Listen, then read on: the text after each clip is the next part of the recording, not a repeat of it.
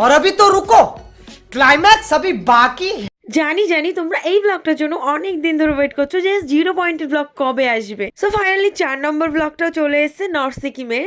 এর আগে যে 3টে ব্লগ আমি পোস্ট করেছি তোমরা যাও প্লিজ গিয়ে দেখে নাও। আর তোমরা ওই ব্লগগুলো না দেখলে নর্থ সিকিমের এত সুন্দর সুন্দর জায়গা আছে সেগুলো মিস করে যাবে। সো প্লিজ যাও অ্যান্ড দেখে নাও। তোমরা যারা পার্ট 3 দেখেছো তারা তো জানো আমরা ইয়ামথাম ভ্যালিতে নেমে ওখানে আমরা শাড়ি পরেছিলাম, দেন আমরা বেরিয়ে পড়েছিলাম ওখান থেকে 0 পয়েন্ট যাওয়ার উদ্দেশ্যে।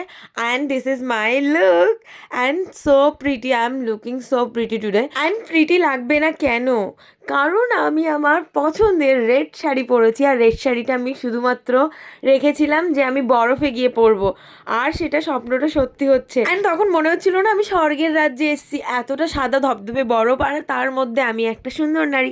অ্যাকচুয়ালি আমরা 4জনই গেছিলাম, 4জনই শাড়ি পরে গেছিলাম, তো এতটা সুন্দর সেজে গেছিলাম আমরা যে সবাই তাকিয়ে থাকছে। আর এখানের এই রিয়াকশনটা দেখো, জাস্ট আমি এখানে দাঁড়িয়ে একটা শ্যুট নেবো ভাবছিলাম, অ্যান্ড এই যে এনার কাণ্ড দেখো, ইনি জাস্ট আমাকে দেখতেই আছে। আর সবাই তো জিজ্ঞাসা করছিল তুম লোক ঠান্ডা নেই লাগতি क्या, তোমাদের ঠান্ডা লাগে না, তোমরা কোন মুভির শুটিং করতে এসছো, এরকম জিজ্ঞাসা করছিল লিটারালি আমাদের সবাইকে। অ্যান্ড দেন আমাদেরকে বলা হয়েছিল এখানে ব্রিদিং প্রবলেম প্রচুর হতে পারে, তো তোমরা আগে পেট ভর্তি করে খেয়ে নাও। তো ফার্স্টে আমরা নিয়েছিলাম কফি, আর এই কফিটা চুমুক দিতে না দিতেই ঠান্ডা হয়ে যাচ্ছে, মানে এতটাই ঠান্ডা। তো তারপরে আমরা খেয়েছিলাম চানা মশলা, তার সাথে নিয়েছিলাম ডিলিশিয়াস মোমো। বরফের মধ্যে দাঁড়িয়ে মোমো খাওয়ার এক্সপিরিয়েন্সটা আলাদাই লেভেলের ছিল। আর আমরা জাস্ট মনে হচ্ছিল হ্যাভেনে দাঁড়িয়ে মোমো খাচ্ছি। আর এটা ভেজ মোমো ছিল। যারা নর্থ সিকিম যাবে বা গ্যাংটক, ওই বিফ মিট পক মিট এর জন্য খাওয়া যায় না, ওই জন্য আমরা জাস্ট নর্মালি ভেজ মোমোই খেয়েছিলাম। অ্যান্ড দেন আমরা যেতে চলেছি সেই পয়েন্টটায় যেখানে আমরা ভিডিও করব, ফটো তুলবো, ভীষণ মজা করব। তো ভাবলাম খুবই মজা হবে, যাই। কিন্তু মজা তো এখান থেকেই শুরু, যেতে পারলাম না, জাস্ট এক কদম বাড়িয়েছি আর এখান থেকেই শুরু হয়ে গেছে সাফোকেশন কাকে বলে আর ব্রিদিং প্রবলেম কেমন হয় আমরা হাড়ে হাড়ে টের পাচ্ছি। সামনে দেখতে পাচ্ছ যে উঁচু ব্রিজটা, ওটার নিচ থেকে গেছে ইয়ামসাংডাম রিভার, যেটা লাচুং রিভার নামে পরিচিত। আর যার জলে এই স্লিপারি হয়ে আছে, ভীষণ স্লিপারি এই জায়গাটা, দুমদাম করে মানুষ তো দুবদাপ পড়ছে। আর এখান থেকে অপোজিটে হলো হ্যাভেনের রাস্তা। তো ফাইনালি যতই যা হয়ে যাক, পৃথিবী উল্টে যাক, ধ্বংস হয়ে যাক, কিন্তু আজকে ফটো অ্যান্ড ভিডিও চাই আমার অ্যাট এনি কস্ট। তাই ব্রিদিং প্রবলেম হোক আর যাই হয়ে যাক। তো নাকে কপ্পু শুকতে শুকতে ভালো ভিউ পয়েন্ট খুঁজছিলাম যেখানে আমি ভালো মতো শ্যুট করতে পারবো। আর তার মধ্যে এক্সাইটমেন্টের ঠেলায় আমি আমার সানগ্লাসটাকে আমি ওখানে রেখেছিলাম, বরফের টুকরোয় জাস্ট ক্র্যাশ পড়ে গেছে। सूरज हुआ मत्थम आसमां ये हाय क्यों पिघलने लगा। আর এই যে দেখছে স্মুথ ক্লিপগুলোর মধ্যে ভীষণই স্ট্রাগল আছে, কারণ এখানে ঠিকঠাক না যায় দাঁড়ানো, না যায় ঠিকঠাক হাঁটা, এতটাই উঁচু নিচু, পাথরের মতো একদম বরফের লেয়ার থাকে এর মধ্যে, তো এতটাই কষ্ট হয়, দাঁড়ানো যায় না ঠিক করে। আর তার মধ্যে আমরা এরকম নেচে নেচে ভিডিও করছিলাম, মানে যে যেখান থেকে খুশি। আর তার মধ্যে এতটা ব্রিদিং প্রবলেম স্টার্ট হয়ে গেছিলো, মানে এত দৌড়াদৌড়ি করেছিলাম আমি, এটা তো জাস্ট নর্মাল আমি 12 মিনিটের একটা ভিডিও বানাচ্ছি। আমরা ওখানে স্টে করেছিলাম 4 আওয়ার্স, মানে বুঝতে পারছো কতটা আমরা ভিডিও করেছিলাম আর কতক্ষণ দৌড়াদৌড়ি করেছিলাম, যেখানে মানুষ আধ ঘন্টাও থাকতে পারে না।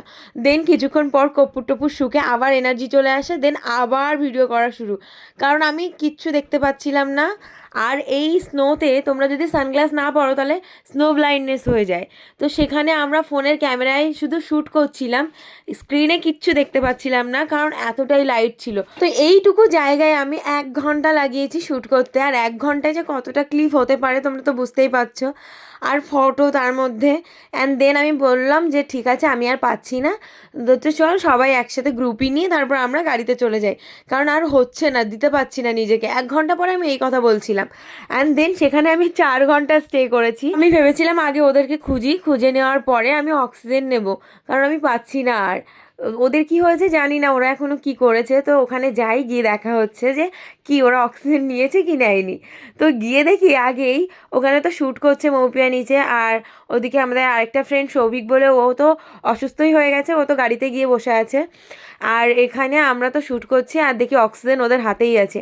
দেন আমি তো রিলিফ পেয়েছি, হ্যান্ড অক্সিজেন নেওয়া শুরু করে দিয়েছি। আর তোমরা যারা নর্থ সিকিম যেতে চাও, it's middle of November is the perfect time, কারণ এই টাইমে গেলে তোমাদের ওয়েদার খারাপও হবে হবে না, আর সব দিক দিয়ে স্নোফও বেশি পাবে, সুন্দর একটা ওয়েদার পাবে। তোমরা যেন ডিসেম্বর নাগাদ কিছু ওভার অ্যাক্টিং এর দোকান গেছিল 0 পয়েন্টে ইনফ্লুয়েন্সাররা, আর তারা গিয়ে একটু বেশি ওভার অ্যাক্টিং করেছে শুধুমাত্র কিছু ভিউজের চক্করে আর লাইকসের চক্করে, নিউজ চ্যানেল অব্দি পৌঁছে গেল। আর তারপর সঞ্চিতা আর আমি এখানে স্লো নিচ্ছিলাম, অ্যান্ড নেওয়ার পরে সবাই একসাথে আসলাম। আসার পরে আমরা এখানে রিলস বানাচ্ছিলাম, আর একসাথে হয়েছি, শাড়ি পরেছি, রিলস নেব না। আর পুরো 0 পয়েন্টে আমরা 4 জনই শাড়ি পরে গেছিলাম, আর কেউ শাড়ি পরে যায়নি। 0 পয়েন্টের মেন অ্যাট্রাকশন ছিলাম আমরা 4 বঙ্গনারী।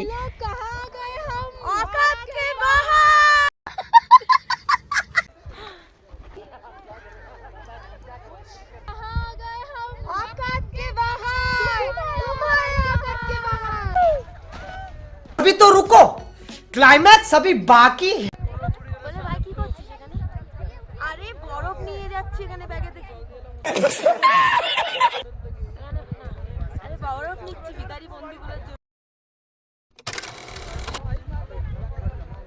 ভাই তুই কি করছিস? আরে বরফ নিচ্ছি ভিখারি বন্ধুগুলোর জন্য।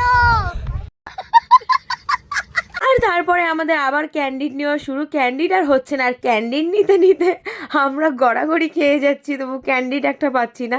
অ্যান্ড দেন ভাবছিলাম তোরা ডিসকাস করে নে কী পোস্ট দিবি, আমি ততক্ষণে বসে নিই, কারণ খুব কষ্ট হচ্ছিল। তো তারপর মনে হচ্ছিলো বমি করে দেবো, এরকমও ফিল আসছিলো। তো তারপরে আবারও ক্যান্ডিড নিচ্ছিলাম, আবারও আমি ফিট, ক্যামেরা অন হয়ে গেলে I am fit. And then দেখো আমরা ক্যান্ডিড নিতে গিয়ে চিৎপটাং হয়ে পড়ে গেছি। আর সব থেকে বড় কথা, যেমন ব্রিদিং প্রবলেম হচ্ছে তার মধ্যে যদি তোমরা চিৎকার করে ভিডিও করো তাহলে কেমন ব্রিদিং প্রবলেম হয় একবার তোমরা নিজেরা বাড়িতে জাস্ট সিঁড়ি থেকে 10 বার উঠে চিৎকার করে দেখো কতটা কষ্ট হয়। সেরকম কষ্ট যদি প্রত্যেকটা সেকেন্ডে হয় কেমন লাগে। আর এই সময় যদি তুমি একবার তোমার বুকের বাঁ দিকটায় হাত রেখেছো তাহলে মনে হবে হাতটা খুলে বাইরে চলে এসছে অ্যান্ড বিট করছে, এতটা স্পিড বেড়ে যায়। আর তারপরে তো আমরা সেগুলো পাত্তা না দিয়ে ভিডিও করেই যাচ্ছি। One eternity later. And then আবারও কষ্ট হচ্ছে, তো কষ্ট উপেক্ষা করে বললাম এইভাবে বসে একটা ভিডিও নিয়ে নিই লাস্ট, আমি এবার চলে যাব। সবাই ভাবছিল এবার সুমা চলে যাবে, এবার হলো লাস্ট টাইম বলছে, এবার ভিডিওটা করে দিই। আর তার মধ্যে আমি আমার ট্রাইপডটা নিয়ে গেছিলাম বলে অনেকটা হেল্প হয়েছিল। আর এর মধ্যে যে কত ক্লিপ বাদ গেছে সেটা ভাবনার বাইরে, কারণ এই নর্থ সিকিম ট্রিপটায় 2400-র বেশি ভিডিও অ্যান্ড ফটো হয়েছিল, অ্যান্ড সেগুলো থেকে কেটে কেটে 12 মিনিটের ভিডিও বের করা জাস্ট ইম্পসিবল ব্যাপার। এই আইকনিক সংটাতে যদি আমি ডান্স না করতাম তাহলে আমার ট্রিপটা অসম্পূর্ণ রয়ে যেত, পুরো 0 পয়েন্টটা। তো তোমরা কমেন্ট করে জানিও যে এটা আমি কোন গানে এই শ্যুটটা করছিলাম। অ্যান্ড ফাইনালি আমাদের সব শ্যুট কমপ্লিট। 0 পয়েন্ট থেকে আমরা ব্যাক করছি, অ্যান্ড পথে পড়ে ইয়ামথাম ভ্যালি। তো ইয়ামথাম ভ্যালিতে আমরা যাওয়ার সময় দাঁড়িয়েছিলাম অল্প কিছুক্ষণের জন্য, তো এবার ভাবলাম ফটোটা তুলে নিই, কিন্তু আর তুলতে ইচ্ছে করছে না, কারণ 0 পয়েন্টের থেকে বেশি ঠান্ডা ছিল এখানে। ইয়ামথাম ভ্যালিতে প্রচুর ঠান্ডা ছিল, ইটস ফিল লাইক -8 ডিগ্রি, এতটা ঠান্ডা লাগছিল। তো আমরা সবাই ভাবছিলাম আর যাবো না এখান থেকে, আমরা ব্যাক করব হোটেলে। কিন্তু রূপসা সঞ্চিতা বললো না ওরা ফটো তুলবে, তো ওরা গেছিলো, আর আমরা সবাই ওয়েট করছিলাম, কারণ সবারই শরীরটা এবার খারাপ করতে শুরু করেছিল। তো তারপর আমরা হোটেলে ফিরলাম, অ্যান্ড রাতে খাওয়া দাওয়া করার পর আমরা ঘুমিয়ে পড়েছিলাম। And then next day morning আমরা লাচুং থেকে গ্যাংটক ফিরছিলাম। অ্যান্ড লাচুং থেকে ফেরার পথে এই স্পটটা ভীষণই ফেমাস, যেটা তিস্তা নদীর ওপরে একটা ব্রিজ থাকে, হ্যাঙ্গিং ব্রিজ। আর সোশ্যাল মিডিয়ায় এই ব্রিজটা তো তোমরা সবাই দেখেছো, এতটা সুন্দর ব্রিজটা যে সবাই হেঁটে হেঁটে ভিডিও তোলে নর্থ সিকিম গেলে, লাচুংয়ে গেলে। And this is the hanging bridge over the Teesta river. আর তিস্তা নদীর জল এতটা সুন্দর স্বচ্ছ, দেখেই চোখ ভরে যায়। অ্যান্ড দেন এখান থেকে আমাদের ফিরতে ফিরতে সন্ধে হয়ে গেছিলো, আর সন্ধেবেলায় আমরা জাস্ট হোটেলে ব্যাক করার পর আমরা ভাবলাম নেক্সট ডে তো আমাদের বাড়ি ফেরার ট্রেন, তো আমরা কিছু শপিং করে আসি। তো আমরা আবারও গেছিলাম এমজি মার্গ গ্যাংটকের। যেহেতু ফার্স্ট ডে আমরা যখন এমজি মার্গ যাই তখন ভেবেছিলাম না অন্য কোথাও লাচুংয়ের দিকে গিয়ে শপিং করবো, কিন্তু ওখানে সেরকম কোনো ভালো শপিংয়ের জায়গা নেই। তো আমরা আবারও ব্যাক করতে হলো আমাদেরকে এমজি মার্গে। তো এখানে এসে আমি ফার্স্ট এই বাবার জন্য এই টুপিগুলো দেখছিলাম, অ্যান্ড দেন এখান থেকে অনেকের জন্য, স্টুডেন্টদের জন্য, ফ্যামিলি সবার জন্য জিনিসপত্র টুকটাক কিনছিলাম। অ্যান্ড এখানে আরেকটা জিনিস ছিল, আজকে ছিল স্যাটারডে, আর আমরা স্যাটারডেতে চলে এসেছিলাম। অ্যাকচুয়ালি স্যাটারডেতে এমজি মার্গ অর্ধেক ক্লোজ থাকে, আমরা এই লালবাজারটায় খোলা পেয়েছিলাম, তো লালবাজার থেকে আমরা শপিং করতে শুরু করে দিয়েছিলাম। আর এখানে জিনিসগুলো খুবই সুন্দর থাকে আর অ্যাফোর্ডেবল লালবাজারের। তো এখান থেকে কিছু কিছু টুকটাক জিনিসপত্র নিয়েছি, ফ্রিজ ম্যাগনেট, তারপর চাবির রিং, ইভেন কানের হেডফোন যেগুলো ঠান্ডা ইউজ করে। আর আমি নিজের জন্য বলতে শুধু এই মাফলারটাই নিয়েছি, and this is my final look. তো মায়ের জন্য নিয়েছিলাম 200 পিস লজেন্স না, ওটা একটা চিউই গাম টাইপের, যেটা অনেকগুলো ফ্লেভারের হয়। তো সেগুলো নিয়েছিলাম কারণ মায়ের ওটা ফেভারিট। আর ওই ক্যান্ডিগুলো কোথাও পাওয়া যায় না, শুধুমাত্র দার্জিলিং পাহাড়ি অঞ্চলেই পাওয়া যায়। তারপরে ফাইনালি সবাই একটু রিল্যাক্স ফিল করছিল, কারণ হেডেক কমে গেছে, সবাই সবার ফ্যামিলির জন্য শপিং করতে পেরেছি ফাইনালি।